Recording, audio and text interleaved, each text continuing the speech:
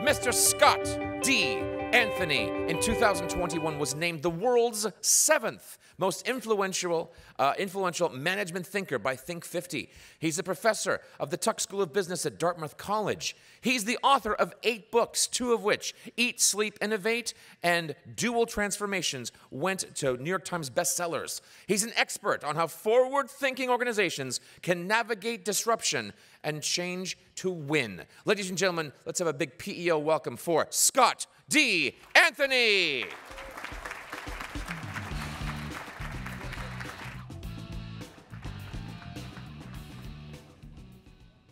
I stand between you and drinks at the end of the day, and I recognize that. I'm going to keep things moving. We're going to have some fun together. I have a task for you right now.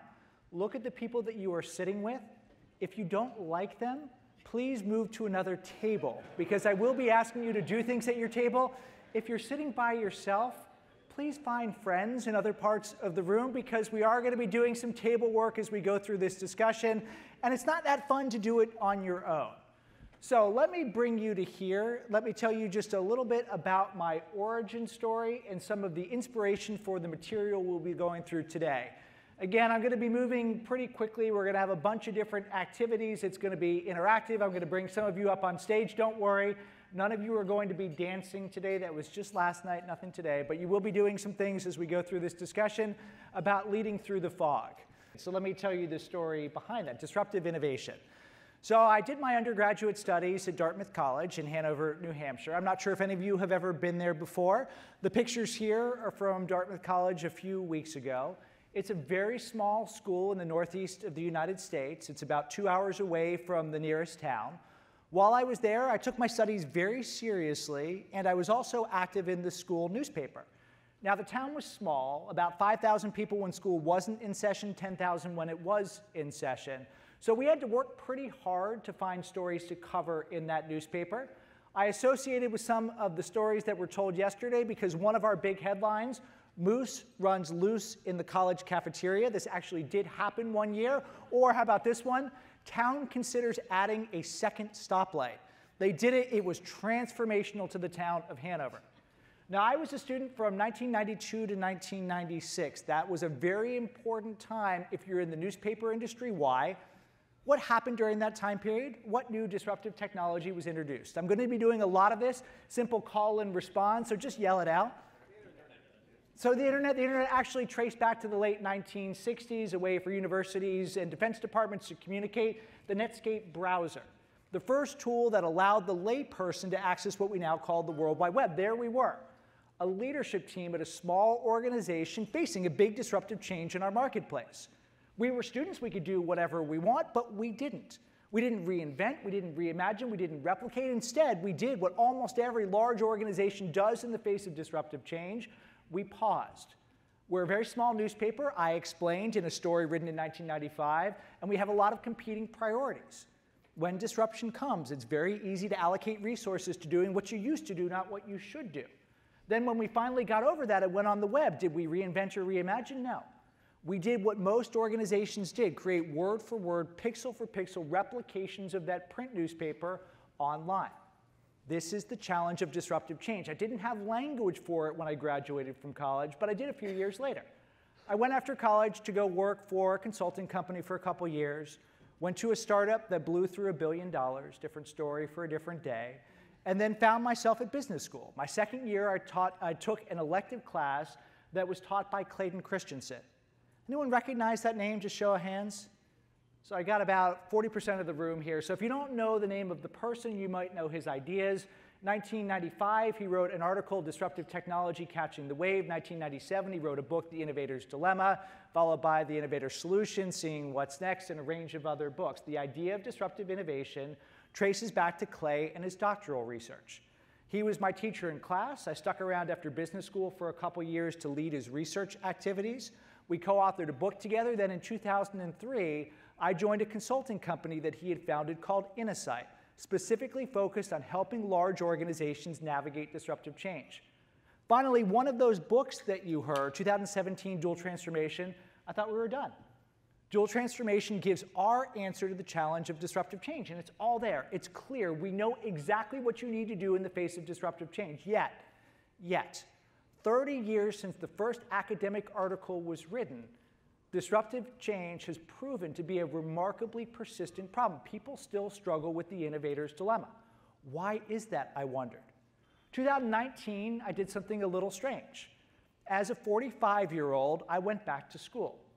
I was living in Singapore at the time. I lived there from 2010 to 2022. I enrolled in a program at INSEAD in Singapore called Executive Master in Change. This program taught a field called systems psychodynamics. That is essentially the intersection of business and psychiatry, to try and understand what really goes on inside individual, team, group, and organizational dynamics. I saw then at the intersection of these two fields, strategy and innovation from Clay and his research, systems psychodynamics, the fundamental challenge that we face inside organizations. We are indeed living in a world of perpetual change. We are indeed living in a world of predictable unpredictability. It's like this dense fog has descended on us. When fog descends, the natural human tendency is to slow down, but we have to figure out a way to speed up, even though every single part of us doesn't want to do that. So what I'm going to talk about during our time together today is how, in essence, you do that. How you can find opportunity in ambiguity. How you can turn threats into opportunities. How you can go, and when that fog descends, rather than slow down, go and speed up. Let me start by tuning in a little bit to what's going on in all of your worlds. And the way I'd like to do this is with a simple image association activity. We're going to be using the technology we kind of used in the last session, Slido, but we're going to be using it a little bit more interactively, I think. So what I would like you to do is take out your phone or a device or something. You can scan the QR code here, or you can just go to www.slido.com. And when you get there, you can use the event code FOG, F-O-G. I'm going to make this live on the screen here. And the question is, which of these 9 images do you associate with today's business environment? OK, let's talk as a big group. So I'm not going to have Q&A at the end. We're going to integrate it as we go through the discussion. So would love a couple people to share the image that they picked and what they saw in it. And I will be your mic runner. Gets me some steps. I like that. So a couple volunteers. What image did you pick, and what did you see in it? Thank you. I like your shoes. Thank you very much. I picked number 2, which didn't even score up there, which was the rocket ship. And I look at today's business environment as absolutely brimming with opportunity and cool new things happening, and I mean, just a world of growth. That's how I see the world. So that's the environment I swim in. Thank you. Disruption creates dilemmas. Disruption also creates opportunities. David. Number 9. Number 9 here. Use the mic so everybody can hear you. Number 9.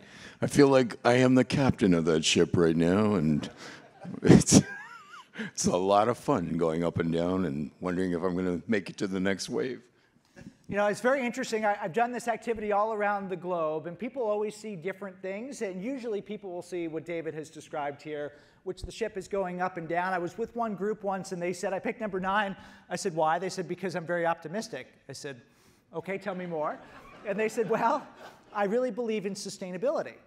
And in that picture, there's water, there's electricity, there's wind. It is a completely green image. This is our future. So we see what we want to see in these things. All right, we have gotten warmed up very nicely. You are like most groups. There's a lot of stuff going on in the world. You don't need me to tell you that. That has been a theme of the discussion throughout this conference. What do you do in the face of it? It's incredibly hard. So I'm going to now talk about 3 particular paradoxical challenges that you face in the fog of predictable unpredictability, and talk about specific things that you can do in the face of those paradoxes. So what I'm going to do is start with a story, and I'm going to use a video clip to explain the story. I'm a little nervous, I have to admit, using this clip here. I've used this clip in many other places, but I've not used it in Canada before, so I'm curious to see how it goes. This clip is from the year 2008. So go back in time to 1 year before this clip, 2007. What interesting things happened in the world of technology in 2007? So I heard it over here. It begins with an I. The iPhone, yeah. So the iPhone was introduced. So Apple enters the industry. Steve Jobs announces. Apple launches the iPhone. Google also goes into the industry, the Android operating system and the Open Handset Alliance. These are two new attackers in the industry. Of course, they're not the market leaders at the time. We know who the market leaders were.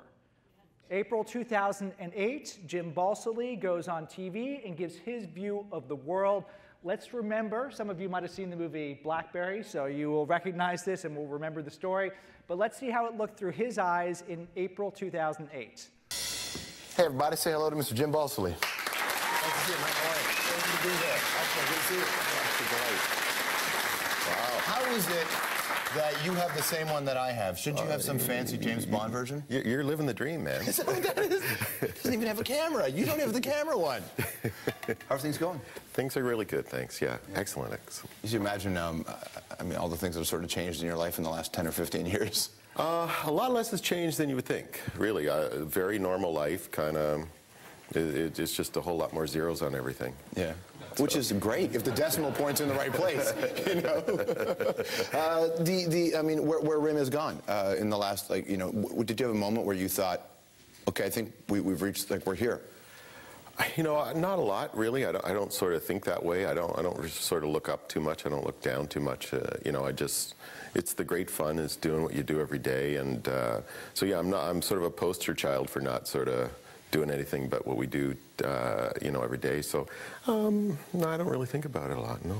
I mean, do you get the sense that at this point, with what the BlackBerry itself, that device has done for your company, that it's a matter of time before other people, like the iPhone didn't really do it. I mean, like, do you ever look at it and go, what are we going to do if this isn't our primary business, growing RIM beyond something like a BlackBerry? No. Probably die. So that'll just be it, you know? We're a very poorly diversified portfolio. It's like, it either goes to the moon or it crashes to Earth. So, but it's making it to the moon pretty good, so sure, totally. We'll stay with it. I mean, he was right. It either goes to the moon or it crashes to Earth. He didn't expect the outcome that, of course, happened. Research in Motion, stock price down 97% since that video aired. Now, it's very easy, Monday morning quarterbacking or equivalent, to say, this is somebody who got smug and arrogant and dismissive and all that. Let's have some empathy for leaders who have to make decisions through uncertainty. Imagine you're Jim Balsillie, it's April 2008. You're making decisions about the future. What data do you turn to? Why is he smug and dismissive? He's not actually blind at the moment. He sees the iPhones out there. But what is he looking at to try to determine the threat that the iPhone places? How do you as a leader, what's on your dashboard? What do you pay attention to? Market share. The iPhone, when it came out, the movie had this background. The iPhone was not an overnight success. In fact, in the first year, sales were pretty middling. It was a very high-priced device. There was no app store in the early days. So there were a few people who really loved it. But market share still looked really good in April 2008. What else do you look at? Where do you get data if you're a leader trying to make a decision? Who do you talk to? Talk to your customers. And who were the customers for BlackBerry back in 2008? Businesses. So you go to a CTO or CIO, what signal do they give you? Do they say, yes, of course, we're going to switch to an unsafe device that eats up all the bandwidth that exists in the world? Or are we going to keep using this amazingly efficient device that you can remotely manage? They're not going to tell Jim that they want to switch. This is the fundamental challenge you face in the fog of disruptive change. The data can deceive you. Your customers will mislead you. The stock price for Research in Motion was up 70% in the last year when that video aired. This is the information action paradox. There's an inverse relationship between the amount of data that you have and the freedom to act. When a new technology is introduced or developed, you can do whatever you want. But there's no data to justify doing this or doing that. How does the data get created? Because people do stuff. Elon Musk goes and launches another company. You have people that go and get customers. The technology develops. At some point, it is perfectly clear. The paradox. By the time it's perfectly clear what you need to do, it's too late to do anything about it. So what do you have to do as a leader? You have to act when the data tells you not to. That doesn't mean you ignore data, of course, but you have to find the faint signals. You have to amplify them. You have to learn to sense-make about the change taking place in your industry. A couple tips for doing this. First, look for the early warning signs of disruptive change. We talked a little bit this morning about Blockbuster, went by pretty quickly about the challenges it faced. One of the things that really got our alarm ringing about Blockbuster is the fourth thing you see on the signpost here, business model innovation. When you see customer loyalty declining, it means there's space for someone to come in and do something different. When you see venture capital funding going to a space, you've got the possibility. When you see an entrant coming in, you begin to see change happen. But when someone comes in with a fundamentally different business model that lowers the price point at which someone can prosper, that goes right after an incumbent, you're trying to get a picture of me and I keep moving, sorry, it's a problem of mine. It goes right after the main profit driver of the market leader, or something that re-architects the way that value is created, that's a big flashing sign that trouble is coming. When Netflix was introduced, it actually wasn't very interesting because Netflix mirrored Blockbuster's model. Let's remember that model for just a second. So let's think about Blockbuster. Go back in time 30 years ago. I know some of you were not on this earth 30 years ago, so you have to just remember or think about what things were like. Blockbuster, small format video rental store. Blockbuster made a brand promise to customers when they walked into a Blockbuster store. When you walked into a Blockbuster store, you would see a particular type of movie. What type of movie would that be? It's the name of the company. You would see a Blockbuster. This is not selling long-tail content. This is selling all the movies that people wanted to see at the time. Now, challenge. The stores were small. If you were going to promise that those movies were going to be there and you couldn't have infinite inventory, what'd you have to do? You had to make sure the customers would return those movies. And how would you do that?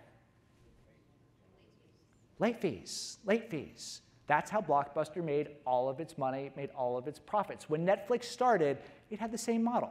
It was DVDs versus videos. It was through the mail, so that was different. But you get one. You hold on to it. You hold on to it for too long. You have to pay late fees. The same damn thing. When Netflix switched to a subscription model, then you say, OK, something is happening here, because Blockbuster had no hope of responding because it would decimate the business that it knew and loved. So that is a historical example. There are lots of them, and we know them well.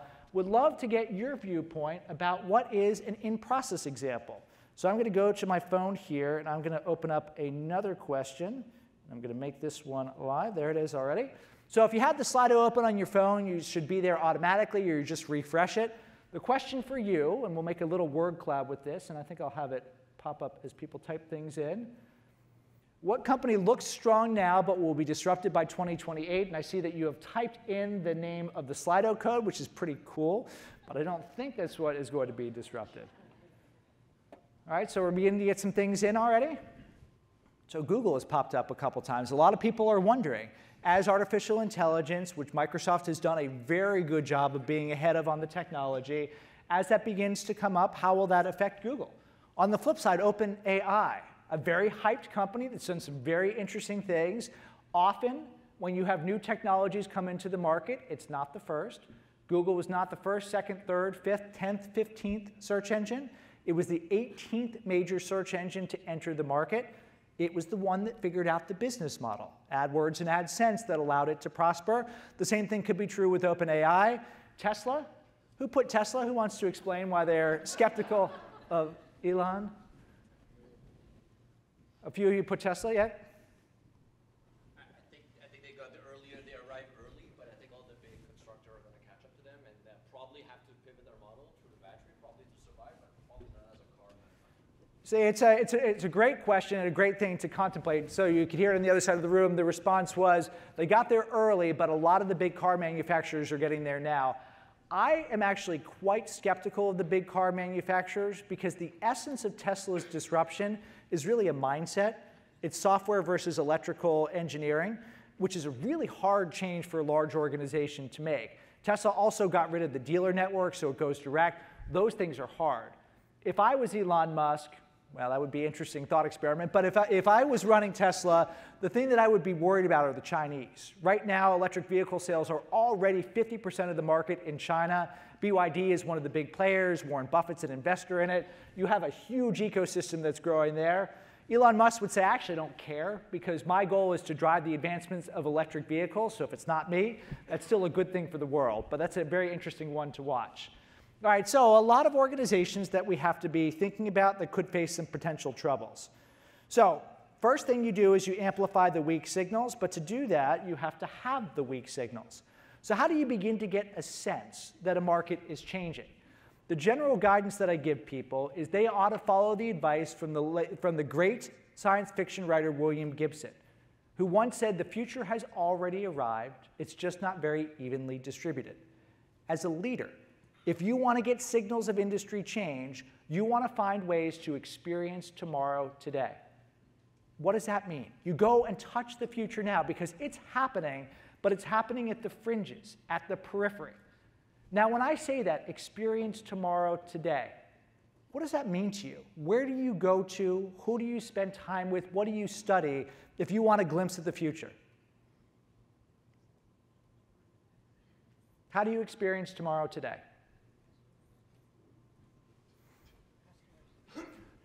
So go to your customers, and if you go to customers, the ones you should go to are the ones who are at extremes. So either the ones who you can never meet what they're asking for, the ones who really don't like you that much, the ones that are in the highest price and the lowest price, the ones that are in the extreme environments, because often those extreme environments are places where people will experiment.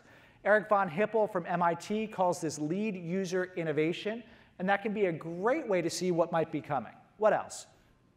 Where do you go? Who do you spend time with if you want to experience tomorrow today? Next generation. Next generation. There are 3 types of comments a client once taught me. There are really good comments that you've got a ready response for. There are really interesting comments where you hope the heavens gives you an answer. And there are outstanding comments because the next PowerPoint slide goes and explains exactly what the person said. The next generation. The easiest thing that I do to stay in touch with the future is to spend time with my children. There they are, the 4 Anthony children. Let me go left to right and explain what I'm learning from each of them. First, on the left, my newly 18, he turned 18 yesterday, my 18-year-old son, Charlie, he's teaching me about decentralized finance. Back when we lived in Singapore, he was the co-founder of a cryptocurrency company called Esfera. The idea in Esfera was to create a coin that would unify different gaming markets. Now, did I think a bunch of then 16-year-old kids was going to solve this problem? No. Was I very happy that one of Charlie's friends had a very rich father that bankrolled this? Yes. Did I watch very carefully and try and learn alongside Charlie? Absolutely. And it showed me how while most people look at crypto as a place to go and speculate and make investments, there are fundamental forces that are going to change finance, transactions, contracts, and a range of different things. My 15-year-old daughter, Holly, she is a digital artist. She likes to draw cats in this particular style. She has followers on a couple different social networks, a couple hundred on each. She takes commissions, $1, $2 to get a picture drawn. She's earned about $300. Now, I will admit, about half of that has come from the bank of dad, but half of it has not. And it showed me how the democratization of media is still in its very early days. The distribution and production of content is going to continue to change in very significant ways. My 12-year-old boy, Harry, well, he has been my guide to the metaverse for years. This is him a few years ago with his Oculus Rift viewer. You'll see him on this or on his iPad going to Fortnite or Roblox or some other virtual world, and you can see the line between the physical and virtual that's beginning to blur. My 7-year-old son, Teddy, well, I'll be honest, there isn't anything I've really learned from him, but he's super cute. For today's picture, I decided just to fit the theme of the event, I would show him on a vacation we took last summer. That's him with his cousin Luke. The big pig there, who won the trip to the Bahamas? Is that person in the room? That is Exum Island in the Bahamas. You get to see these gigantic pigs that do sorts of things that make kids laugh a lot. I won't tell you what they are, but anyway, there's Teddy. The thing that I do comment on about Teddy is he's got the kind of vibrancy and exuberance that is very natural for you, something that I hope he never loses, something that I try to learn from all the time. So, piece of advice, parents, if you have kids, spend time with them. If you don't have kids, find non-creepy ways to spend time with young people. Because the young people will be the reliable guides to the future.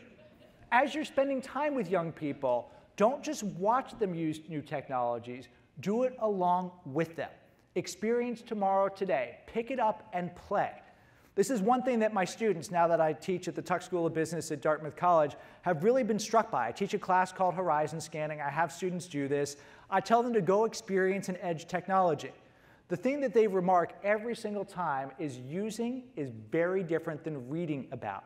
So they all have read about X, Y, and Z, but actually going and playing with it teaches them things they could not imagine. So let me do something with all of you. Let me see how you are doing at experiencing tomorrow today. I've got another quick little poll question for you. Let me make this one live. So there's 9 technologies that are pictured here. How many of them have you personally experienced? I'm 9 for 9. So DNA diagnosis, I did that a few years ago using 23andMe. I learned that I had DNA that was consistent with elite endurance athletes, and I cursed my parents for sending me to math camp when I was young. I rode in an autonomous vehicle when I was in Singapore. I watched esports getting ready for a presentation in New Zealand a few years ago. I've 3D printed myself, which is kind of weird, but there you go. We did immersive VR at a team outing a couple years ago. I got paid for a speech once with a non-fungible token. I still haven't figured out exactly what to do with that, but I've got it at least. I like plant-based protein. I fly drones over neighbors' house sometimes, and I'm actually not here. This is a ChatGPT-created presentation. So I have managed to do all 9 of them. Let's see how well you all do. Let me make this live. Who is the 1%? So there's one person in the room here that's done all 9. Who is the early adopter we should all learn from? I'm going to bring the microphone over to you, sir, if you don't mind. What was the biggest surprise of the 9 that you have done? Of the 9, what was the most surprising? Oh, she's faster than me. I don't know. I just like to try new things. But I've tried all 9 of them. I probably use most of them every day. Every day? Except the plant-based proteins. I've tried that. It didn't do much for me. So with the NFT/crypto example, are you? Yeah, I own cryptos, yeah. And do you have any NFTs, or you have crypto, so like Bitcoin? Only Bitcoins. Bitcoin, OK. And how about AI? What have you done with AI? We use it every day in my organization. And what's an example use case? Just marketing, we'll get ideas. We use it for spreadsheet when there's, where the data is not properly formatted. We use it to send individual emails through Zapiers to our customers. So a lot of things with that. Huge productivity boost when you do it. And of course, definitely. you have to learn how to do it well. The emerging research is showing experts use AI better than non-experts, which is a little interesting because a lot of the talk is AI levels the playing field, but it actually doesn't. If you know what you're doing, AI pushes you even further. All right, another pair and share at your table. You now can see that almost everyone in the room here has done at least one of these things. Talk with the person you're sitting next to. If you don't like them, turn in the other direction. If you don't like them, I gave you a chance to leave your table and you didn't. Which one of these was most interesting when you played around with it? So just a couple minutes talking at your table. OK, so I've done the first of 3 paradoxes. Paradox 1, the information action paradox. You have to act when the data tells you not to, amplify weak signals, experience tomorrow today. Paradox number 2, the Abilene paradox. No group has ever gotten together and said exactly this. Instead of risking anything new, let's play it safe by continuing our slow decline into obsolescence. But that's what organizations do. Anyone who's in the sociology field know what the Abilene paradox is? I usually get 1 or 2 in a group of this size. People like this cartoon. Tom Fishburne illustrated this and another cartoon I've got coming later on. Tom's stuff is great, marketunist. He used to go to the Harvard Business School. He was the cartoonist for the newspaper. He does stuff like this. You should follow him. Anyone know the Abilene paradox? It's a fun one. So the Abilene paradox is from a paper from 1973. It describes a challenge in group decision making. So a family is together in Texas. They're all there saying, OK, what should we do on this Saturday afternoon? Everyone's like, I don't know. We can do this. We can do that. Nothing's really catching fire. Then someone says, I don't know. Maybe we can go to Abilene. Abilene is this dry, dusty town that's about 2 hours away where there isn't much to do. No one really wants to do it, but there isn't a better idea. So they all kind of sit there and they're like, yeah, I guess maybe we could go to Abilene. Maybe we could do that. Oh, I remember there's a diner there. Oh, we can go to that diner there. In their heads, they're all thinking, I don't want to do this, but I don't want to upset the person who has said the thing that they mentioned Abilene. Maybe they really want to do it. So I'm going to say yes because I think they really want to do it. So this family all decides to get in their car, drive 2 hours, and go to a diner. They get there and they realize that individually none of them actually wanted to do this, but the group collectively decided to do something that no individual wanted to do. This happens in organizations all the time. Don Saul from MIT did a fantastic piece of research looking at the percent of people at various levels in an organization that can name the organization's top 3 strategic priorities. You go to the front line of an organization a few levels down, not surprisingly, it's about 10%. We know this is a challenge. Communicating in organizations is hard. Here's the thing that I find interesting. You go to the top team in the organization, the team that is sitting around a table, setting the organization's top priorities, and you ask what percent of them can actually just name what the top 3 are. It's 50%. The people who were there when it happened don't remember it, and they don't actually believe in them. Have you ever been in a meeting like this? A discussion is going. Someone says something that is obviously wrong and stupid. You're about to say something, but you look around. No one else is saying anything. Maybe it wasn't that stupid. Maybe it was right. And if you say something, you might have more work to do. So you sit there silently and the discussion continues on. This is a real challenge. You can't get a group to align if you don't have honest conversations about things, if you don't hear the voice that doesn't speak. How do you do this? We had a Harvard Business Review article last week that talked about this in the context of a contentious issue right now. What sorts of policies should people have when they return to the office? 3 things we suggest you do to hear the voice that doesn't speak. The first is recognize you're going to be having a data-informed dialogue. What does that mean? Well, information action paradox. By the time the data are clear, it's too late. So while you want to bring the best data to the table, it can't be data-driven because that drives you backwards. You're going to have to leave space for not knowing the full answer. Number 2, the battles in a discussion should be battles of assumptions, not beliefs. What does that mean? When you get in a discussion and you say, I think, or I believe, or my perspective is, you have immediately personalized it. Someone else says, well, my perspective is. Now you've got to fight. One of you is going to win, one of you is going to lose. That can be really hard. If you say the fundamental assumption I'm making, what would need to be true is, you have split yourself from the point of view. You can have a really fierce battle of those assumptions, but nobody gets hurt. Then finally, you want to make the areas where you disagree very, very visible. Let me show how we do this by running a little demonstration here. The technique that I'm going to use is called walk the line. Left side of the room, right side of the room, left side of the room, right side of the room. How about table 16? You look like a good table. Can I call you up on stage? The whole table. Come on up. Obviously, your colleagues don't like you very much because that was the most tepid round of applause that I've heard in a while. How about a round of applause for table 16? Okay, so no, there will be no dancing. There will be no. There might be some intellectual dancing, but there will be no physical dancing. The technique is called walk the line. It's based on research done in Singapore Management University that shows if you involve physical movement in making decisions, you lead to much better alignment in a group. This is how it works. We will take an issue where there's not clear answers, and we will put a physical piece of tape on the ground. So it might be, how much do we expect sales to grow next year? Or what's our target for this new opportunity? Or should people come back 0 days a week or 5 days a week to the office or whatever? And we'll say, come up and stand on the place in the line that represents your own individual view on that topic.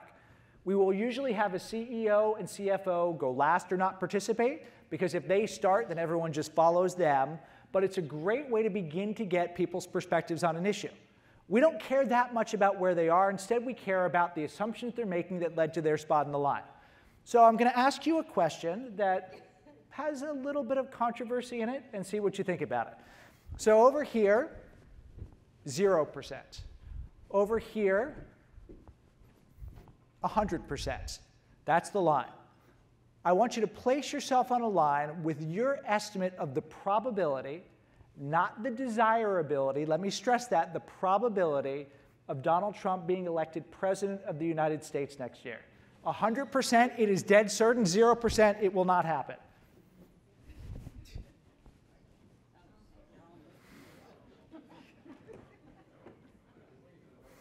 This is a tightly clustered distribution. So then when you go and do that, you say, OK, now explain to me why you're standing where you're standing. So it looks like you're at about 50-50. OK? Explain to the group, what are the assumptions you're making that led to your spot on the line? Again, this is not desirability. This is the estimation of the probability. I think from everything I heard with some of the speakers, especially Janet Stein, I kind of think she mentioned there's a lot that can happen. So that kind of changed my view as 50-50, whereas I think before I came into this, I was probably more leaning to the 75%. So you got some new information. You might have been at 75% before, but like a good Bayesian forecaster where you have a prior and then you adjust based on what you know, yes, somebody could fall off the stage. A lot of stuff can happen. There's lots of time. So you come down, but you still were pretty high up.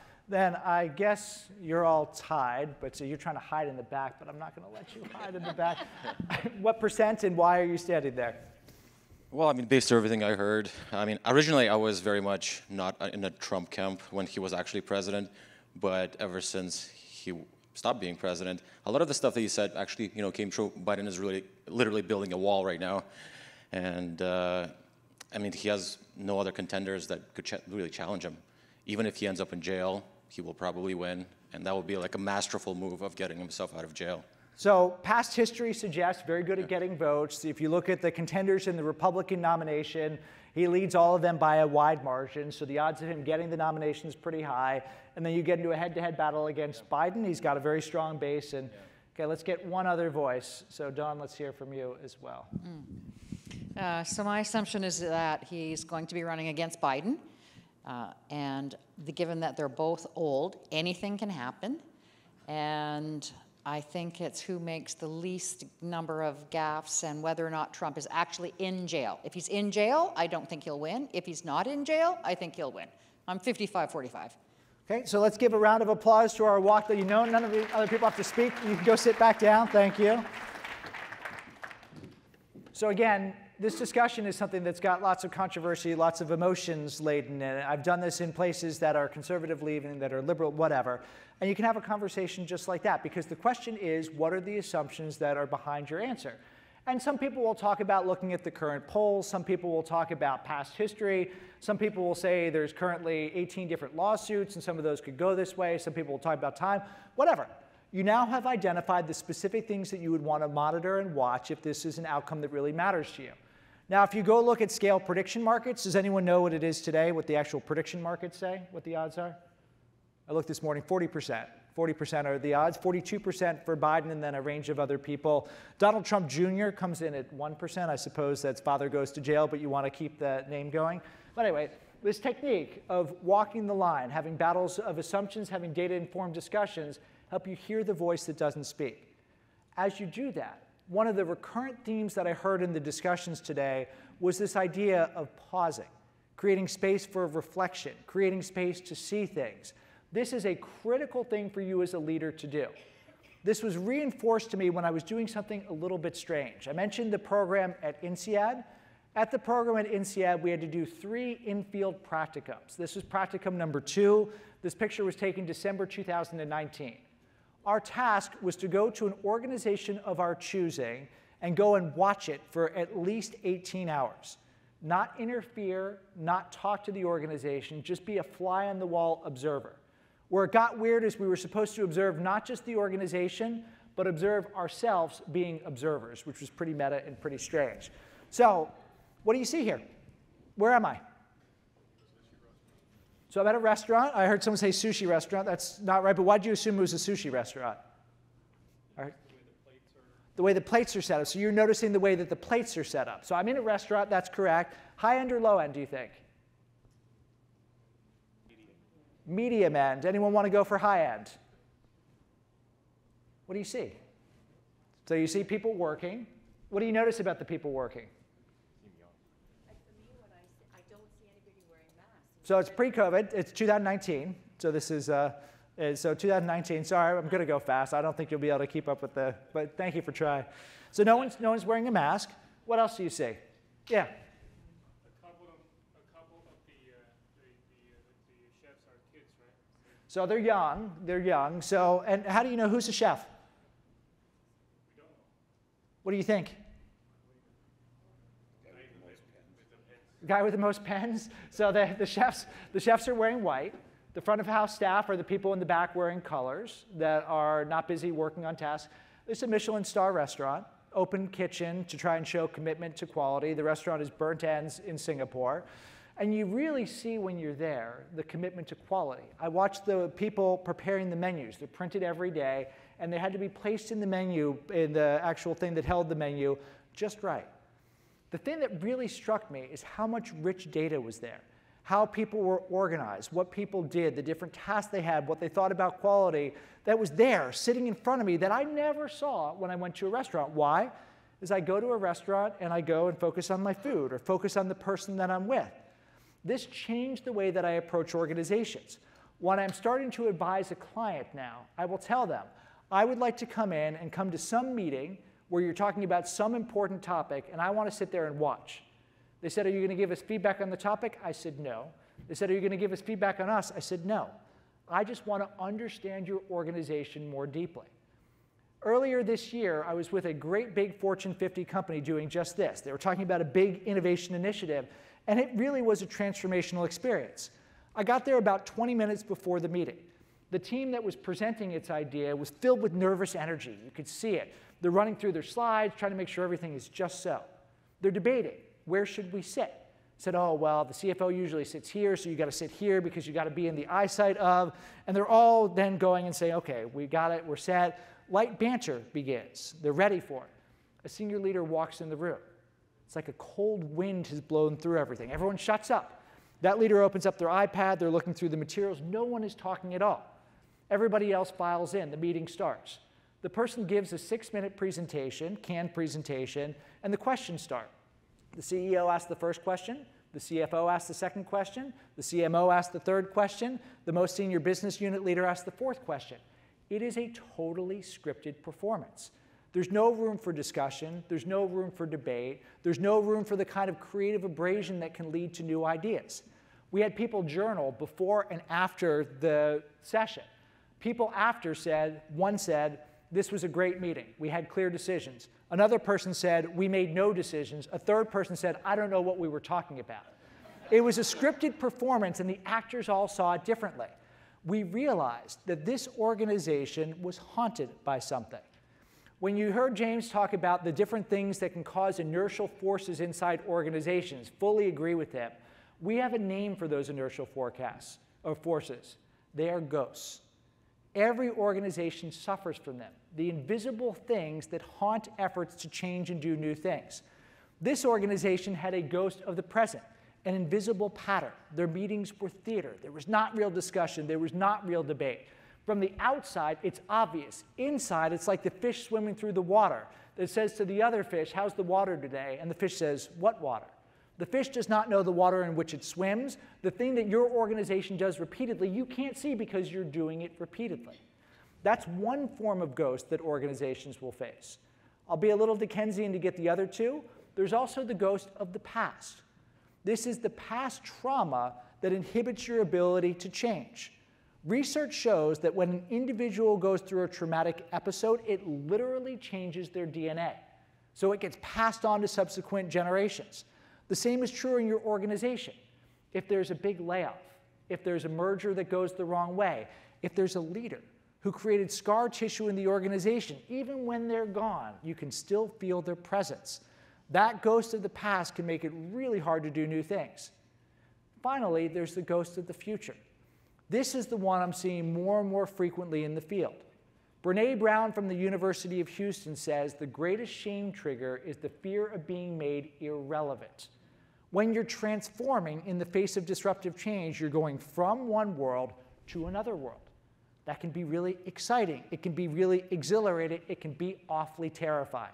When Jason was talking about the lawyers moving away from the billable hour model, when you based your life and career on following a different approach and you're suddenly going to do something different, that can lead to all sorts of natural defense mechanisms. Or think about the world of healthcare. I'm going to illustrate this playing a video clip. This is a little tongue-in-cheek. The video clip here is from the movie Malice. In this movie, Alec Baldwin is a hotshot surgeon. He's being accused of malpractice. Watch the way that he thinks about his role in the field of medicine. The question is, do I have a God complex? Dr. Kessler says yes. Which makes me wonder if this lawyer has any idea as to the kind of grades one has to receive in college to be accepted at a top medical school. If you have the vaguest clue as to how talented someone has to be to lead a surgical team. I have an MD from Harvard. I am board certified in cardiothoracic medicine and trauma surgery. I have been awarded citations from 7 different medical boards in New England, and I am never, ever sick at sea. So I ask you, when someone goes into that chapel and they fall on their knees and they pray to God that their wife doesn't miscarry, or that their daughter doesn't bleed to death, or that their mother doesn't suffer acute neural trauma from post-operative shock, who do you think they're praying to? Now, you go ahead and read your Bible, Dennis, and you go to your church, and with any luck you might win the annual raffle. But if you're looking for God, he was in operating room number 2 on November 17th, and he doesn't like to be second-guessed. You ask me if I have a God complex? Let me tell you something. I am God. And this sideshow is over. Obviously a little over the top, but a really important point. The world of healthcare is changing in a fundamental way, going to treat acute disease issues to going to prevent and manage disease, helping people manage their health in different ways. That means a doctor goes from being the person who orchestrates everything to being part of a team. That might involve a nutritionist or a yoga instructor, a whole set of people, religious workers and communities. How does it feel if you're Alec Baldwin going through a change like that? The answer is not very good. These ghosts exist in every organization. You have to find them. You have to find ways to deal with them. Let me give you one last pair and share at your table. Talk with the people at your table about ghosts in your organization. Ghosts of the past, the traumas you haven't gotten over. Ghosts of the present, invisible patterns. Ghosts of the future, the identity crisis as you go from to where you are today, where you're going to tomorrow. I'll talk about then how you go and bust those ghosts in the third paradox, and we'll call it a session. So 2 minutes at your table. Okay, let's come back as a big group. I want to be mindful of the barriers of time and receptions and all that, but maybe 1 or 2 good ghosts from the audience. Who had a good ghost identified at their table? So in the last exercise, I was actually talking about organizational trauma. So I got 2 points in one because we kicked this conversation off just talking about the trauma that's taken place and the ghosts that are throughout the organization. And I shared that we had an industrial psychologist spending time with our team, helping us unpack some of that, and spent time interviewing some associates and just trying to determine what are the ghosts that are haunting us so we can deal with them. Fantastic. And not fantastic that you're haunted by ghosts, but fantastic that you recognize it and say, we need to bring in help to do this. It's not the sort of thing that many leaders will do, but this is real. These things will inhibit your ability to change, and if you don't shine a light on them, you'll get frustrated. Why aren't we able to do this? Because you have some of these things. Now, if you borrow a little bit from what James was talking about, the idea of habit change, you can begin to go and address these ghosts. The book that I just had, my most recent book was called Eat, Sleep, Innovate. Let me explain the title. You eat every day. I hope you sleep every day. I'm willing to bet you don't innovate every day, particularly inside your organization. The main study in that book is about an organization in Singapore called DBS Bank. When I moved to Singapore in 2010, nobody suggested that I bank with DBS. It was the lowest ranked bank in Singapore. One of the 4 major banks, it had the lowest customer satisfaction score. Fast forward to today. It is the highest ranked bank, not in Singapore, not in Asia, but in the entire world. It has undergone a cultural transformation, going from a slowly moving bank that biases towards obligatory compliance to a bank that functions in the language of its leader, Piyush Gupta, like a 28,000 person startup. Like all stories, there's a lot of different pieces in it, but one critical component is the smart use of a tool that we call a beam. This is the way that we think about habit change. If you're trying to get adults to do new things, you have to fight a battle on 2 fronts. Front number 1, You go after the logical, rational part of your brain where you carefully consider decisions. That's a behavior enabler, like a ritual or a checklist. Front number 2, you're unconscious, where you do things without even thinking about it. These are artifacts and nudges that help to reinforce that ritual so you do new things without being conscious of them. DBS has used beans to defeat its ghosts, ghosts of the past. One big challenge that DBS had was the hangover from the global financial crisis 2007-2008. It left it very conservative with all sorts of constraining policies. It created the Kiasu Committee.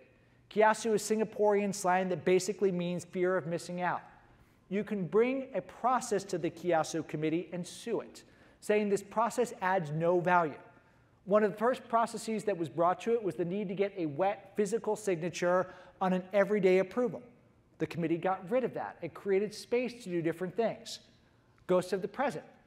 DBS's meetings were wildly inefficient and not collaborative. So it created a new ritual, Meeting Mojo. Every meeting has a meeting owner that makes sure the meeting starts on time, ends on time, everyone participates, a decision is made. They appoint a joyful observer that's watching to make sure people are present, that can stop the meeting if they're not, to say, all right, everybody return to the meeting, and then gives visible public feedback to the meeting owner at the end of the meeting. Simple ritual that's had transformational impact. Before DBS did this, 40% of people said meetings encourage collaboration. Today, that number is 90%. The ghost of the future. DBS says bankers need to learn a lot of new things. Bankers would say, I don't learn, I earn. That's what a banker does. So make it simple for them to learn. As DBS is going through its change journey, it says we have to think differently about our competitive set. We have to be a Gandalf company, which means we compete against Google and Apple and Netflix and Amazon and LinkedIn and Facebook, the D in the middle for DBS. So they have a Gandalf scholarship, 1,000 Singapore dollars, about 750 US dollars, that people get to learn about whatever they want. The only requirement is they have to record a video of what they learned and share it with the organization. Reinforced rituals, beans, that have allowed DBS to dramatically change its culture. Now, these are just a few of the examples that are in the book, Eat, Sleep, Innovate. The slides will be sent around afterwards, so don't worry about capturing this. But there are 101 in the book. Please steal them shamelessly. Put them to work in your organization. Defeat the ghosts. The second paradox, the Abilene paradox. Groups collectively decide to do what no individual wants to do. You have to listen to the voice that doesn't speak. You have to slow down and have the equanimity to make sense of what's going on, to spot things that would otherwise be invisible, and then bust ghosts with beans. Final paradox, I kind of wish after listening to Haley's talk, which I thought was just phenomenal, by the way, that I have the wrong sport in this, but I'm not an artist, so this is Tom Fishburne's drawing here. What's going on here? What should number 7 be doing? Letting go. Letting go. What is the point of soccer or football, depending on where you're from? It's to score a goal. Sometimes you have to lead by letting go. The Socratic paradox, I only know, Socrates once said, that I know nothing. When we're doing new things, leaders don't have the answers. Scott Cook, the founder and still active board member of Intuit, a big financial software company, has said the role of a leader has to fundamentally change. Leaders don't make decisions anymore. Leaders create conditions where experiments can be run. Because we cannot know what the answer is, we need to let the experiments guide us to the answer. That means we have to go and fly kites. What am I talking about there? Well, let's go back in time about 130 years. People were frustrated. They looked in the sky, birds were flying, people weren't. Now, this had been true since the dawn of time, but the machine age was upon us and we still couldn't crack the problem. How did the Wright brothers ultimately come up with their answer? Watch my last video.